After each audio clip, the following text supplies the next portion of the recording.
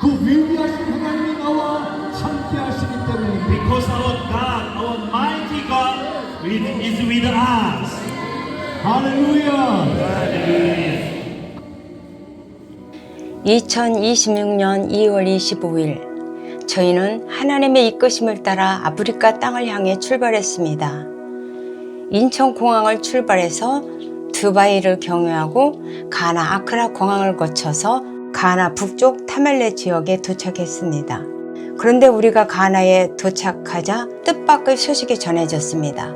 미국과 이란의 전쟁으로 두바이 공항이 폐쇄된 것입니다. 공항이 열리지 않으면 남아공 모든 일정에 차질이 생길 수밖에 없는 상황이었습니다. 그때 저희가 붙들었던 것은 단 하나였습니다.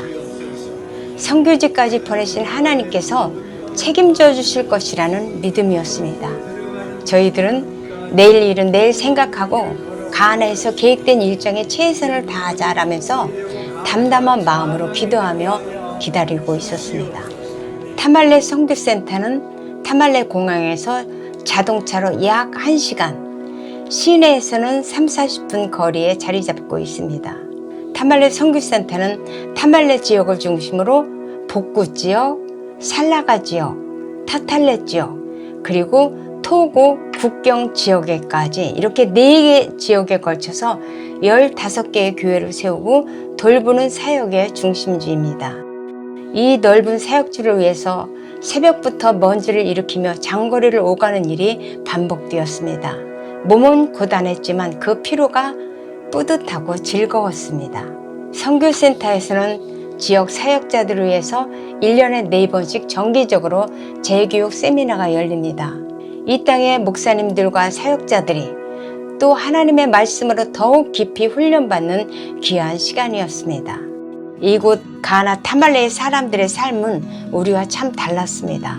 흙바닥집에 아이들이 기본 8, 9명, 그리고 하루에 한 끼 옥수수죽으로 10명하고 만약에 2끼를 먹으면 아주 잘 먹는다고 여깁니다. 그런데 마을을 돌며 전도할 때 출산을 앞두고 불안한 마음에 선교센터로 기도를 받으러 온 무슬림 여인이 있었습니다. 그 눈빛이 지금도 기억납니다. 복음의 문이 조금씩 열리고 있었습니다. 선교센터에서는 이 무더운 날씨에 먼 거리를 걸어서 학교에 가는 아이들을 위해서 소형 자동차로 아이들의 등원을 도와주고 있고 교회들을 위해서 발전기와 드럼 세트도 마련해 주었습니다.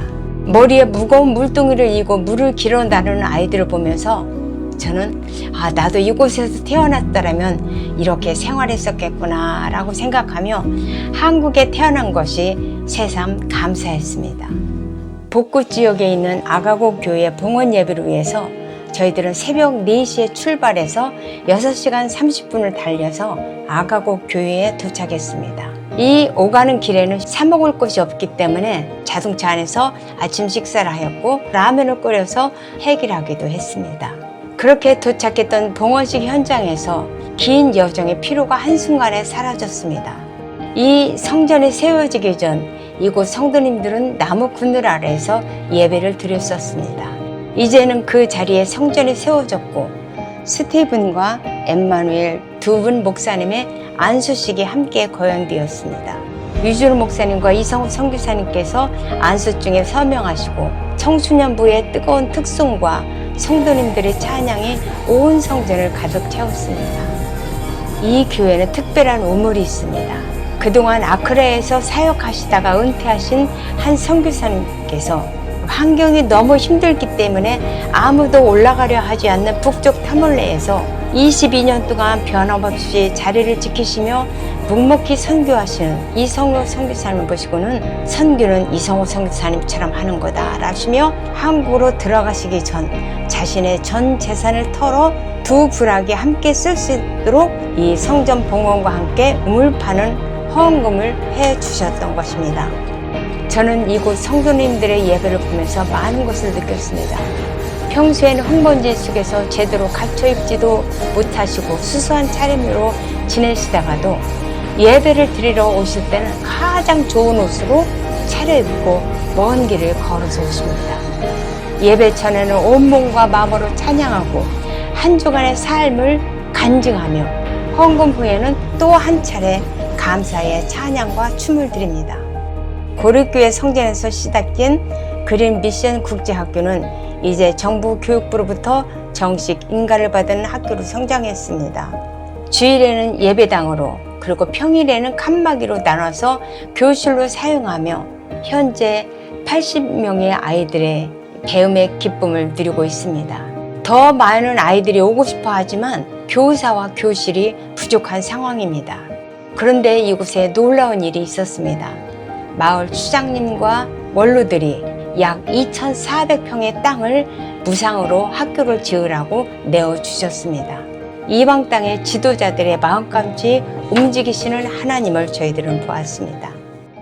타말레에서 가장 먼저 세워진 은풍반도 교회를 방문했습니다. 벽과 지붕에 페인트가 필요해서 저희가 페인트를 사다 드렸고 성도님들이 직접 페인트 칠을 하기로 했습니다. 이곳에 있는 이 15개의 교회들은 모두 전기가 들어오지 않는 지역입니다. 그래서 초발전기를 이용해 마이크를 사용하고 있습니다. 하지만 이렇게 열악한 상황이지만 이들의 예배 열기는 그 어느 곳보다도 뜨거웠습니다. 한 주간의 삶을 나누는 간증 시간, 또 헌금 전후로 감사의 찬양과 춤을 드리는 모습, 이것이 진정한 예배구나 싶었습니다. 자투일리 교회에서는 성전 봉헌식과 찰스 목사님의 안수식이 함께 열렸습니다. 모토킹을 타고 달려온 성도님들, 천막 아래 모인 주일학교 아이들의 눈빛이 지금도 잊혀지지 않습니다. 가나에서의 마지막 날, 이 모든 열악한 환경 속에서도 헌신하시는 한인 선교사협회 선교사님들 저녁 식사 대접해 드렸습니다. 가나를 출발할 때 전쟁과 알 수 없는 이유로 비행기가 2번이나 지연됐습니다. 계획이 없던 두바이 공항에서 13시간 동안의 체류 시간이 생겼습니다. 가나 아크라의 선교사님 댁은 일주일에 딱 하루만 물이 들어옵니다. 그래서 저희들은 제대로 씻지도 못하고 출발했는데 항공사 측에서 지연 사정에 대한 보상으로 호텔을 마련해 주어서 저희들은 깨끗하게 씻고 갈 수 있게 되었습니다. 뜻밖의 불편이 오히려 축복이 된 것입니다. 겉으로는 평온해 보였지만 새벽마다 드론이 폭격하고 사상자가 발생하고 있었습니다. 저희들이 남아공으로 가기 위해 탑승 대기 중에 갑자기 비상벨이 울렸습니다. 미사일과 드론이 날아왔기 때문이었습니다. 그런데 신기하게도 전혀 두렵지 않았습니다.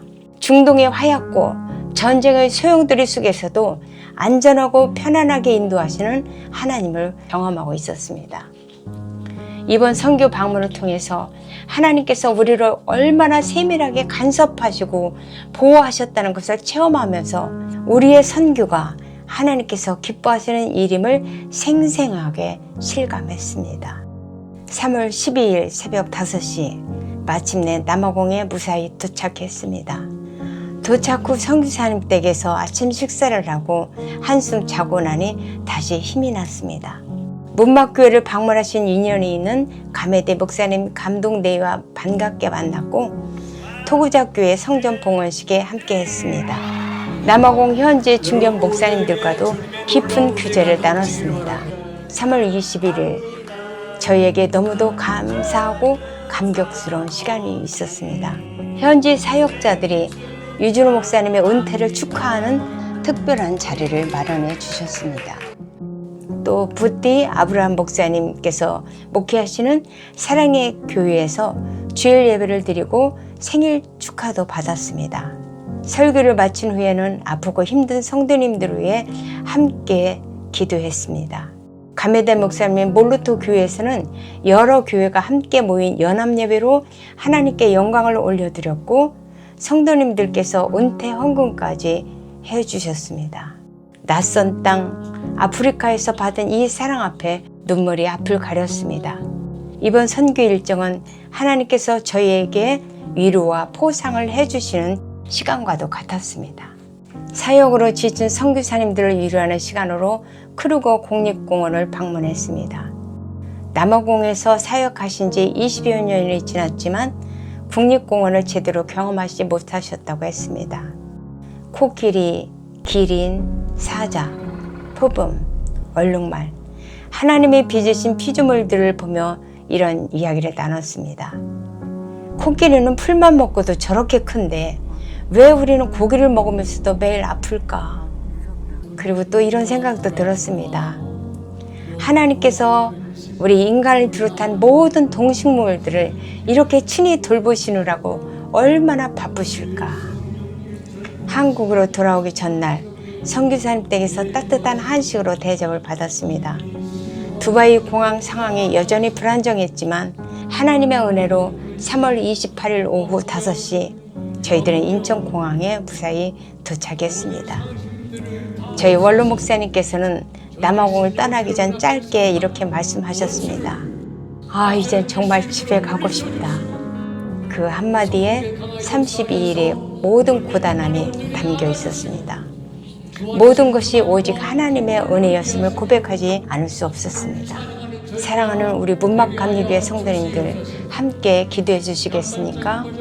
첫째는 이 아프리카의 모든 마을에 복음이 선포되고 하나님의 교회가 세워지도록, 그래서 이 정령 숭배자들과 무슬림들이 하나님을 알고 하나님을 찬양하는 자들로 변화되도록, 또 모든 교회에 정직한 목회자가 세워지고 교회와 성도들이 영적으로 견고하게 세워지도록. 두 번째는 학교를 위해서 기도해 주시기 바랍니다.